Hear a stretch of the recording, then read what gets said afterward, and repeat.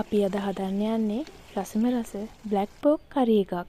ඒකට ඕන කරනවා කරපිංචා, රම්පේ, කුරුඳු, තක්කාලි, සුදු ලූණු, ඉඟුරු සහ ලූණු. මුලින්ම අපි කරන්න ඕනේ සුදු ලූණු ටිකයි ඉඟුරු ටිකයි හොඳට කොටා ගන්න ඕනේ. හයියෙන් කොටන්න මේ වගේ සද්දෙන් හොඳට කොටන්න ඕනේ. හොඳටම පොඩි වුණාම තමයි රස. ඊට පස්සේ අපි කුරුඳු කෑල්ලත් මේ විදිහට පොඩි කරලා කොටා ගන්න ඕනේ. හොඳට කොටන්න ඕනේ මොකද මේ පෝක් වල තියෙනවනේ තෙල්.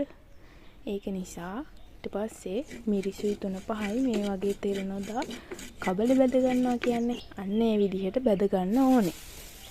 ඊට පස්සේ අපිට පෝක් ටික එකතු කරගන්න පුළුවන්.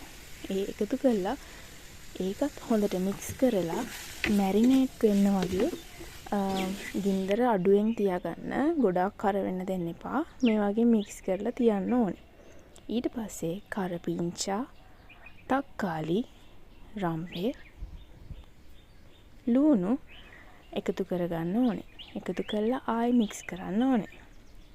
ඊට පස්සේ තමයි අපි ලුණු චුට්ටක් දාන්නේ.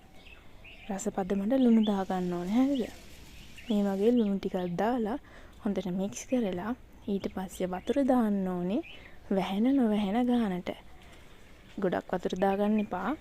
ඊට පස්සේ වතුර ටික නටනකම් විතරක් පියනෙන් වහලා තියෙනවා.